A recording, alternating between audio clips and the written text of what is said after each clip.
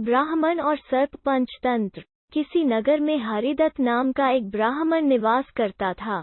उसकी खेती साधारण ही थी, अतः अधिकांश समय वो खाली ही रहता था। एक बार ग्रीष्म ऋतु में वो इसी प्रकार अपने खेत पर वृक्ष की शीतल छाया में लेटा हुआ था। सोए सोए उसने अपने समीप ही सर्प का बिल देखा। उस पर सर्प फन फैलाए बैठा था। उसको देखकर वो ब्राह्मण विचार करने लगा कि हो न हो, यही मेरे क्षेत्र का देवता है। मैंने कभी इसकी पूजा नहीं की, अतः मैं आज अवश्य इसकी पूजा करूंगा। यह विचार मन में आते ही वो उठा और कहीं से जाकर दूध मांग लाया।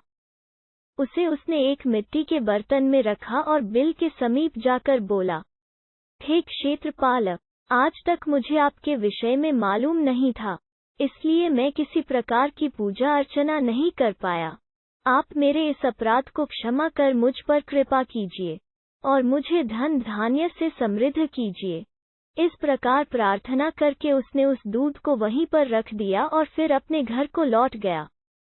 दूसरे दिन प्रातःकाल जब वो अपने खेत पर आया तो सर्वप्रथम उसी स्थान पर गया।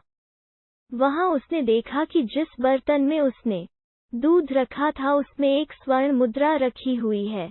उसने उस मुद्रा को उठाकर रख लिया। उस दिन भी उसने उसी प्रकार सर्प की पूजा की और उसके लिए दूध रखकर चला गया। अगले दिन प्रातःकाल उसको फिर एक स्वर्ण मुद्रा मिली। इस प्रकार अब नित्य वो पूजा करता और अगले दिन उसको एक स्वर्ण मुद्रा मिल जाया करती थी। कुछ दिनों बाद उसको किसी कार्य से अन्य ग्राम में जाना पड़ा। उसने अपने पुत्र को उस स्थान पर दूध रखने का निर्देश दिया। तदानुसार उस दिन उसका पुत्र गया और वहां दूध रख आया। दूसरे दिन जब वो पुनः दूध रखने के लिए गया तो देखा कि वहां स्वर्ण मुद्रा रखी हुई है।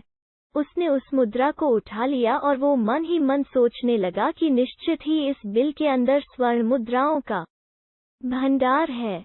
मन में यह विचार आते ही उसने निश्चय किया कि बिल को खोदकर सारी मुद्राएं ले ली जाएं। सर्प का भय था, किंतु जब दूध पीने के लिए सर्प बाहर निकला तो उसने उसके सिर पर लाठी का प्रहार किया। इससे सर्प तो मरा नहीं और इस प्रकार से क्रुद्ध होकर उसने ब्राह्मण पुत्र को अपने विष भरे दांतों से काटा कि उसकी तत्काल मृत्यु हो गई। उसके संबंधियों ने उस लड़के को वहीं उसी खेत पर जला दिया। कहा भी जाता है, लालच का फल कभी मीठा नहीं होता है।